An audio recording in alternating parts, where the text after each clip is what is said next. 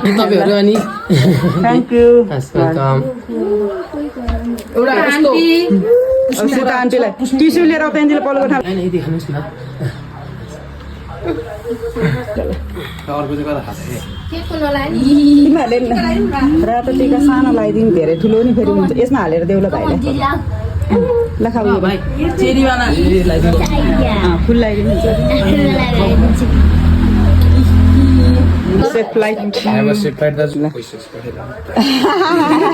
खुसी त्यो चाहिँ बिस्तारै क्या खुसी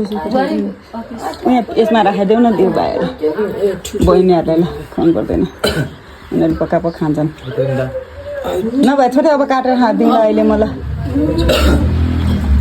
मेरो केही पनि नभन्नु रे कमान धोला नभन्नु रे खुसी हुनु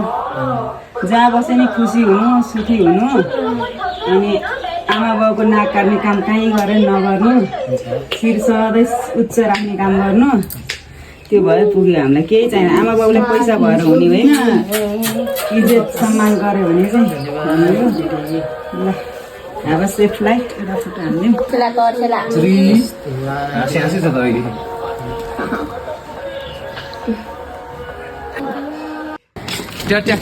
जाऊ जाऊ ल बाई बाई शुभयात्रा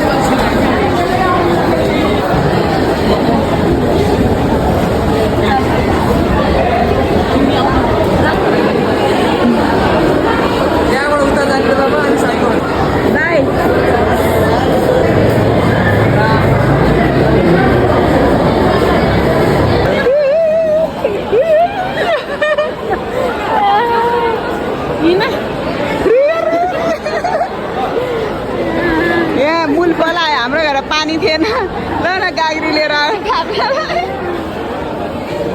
उयो त के आएर त्यहाँनिर फोन गरेर होइन म्यासेज गरेर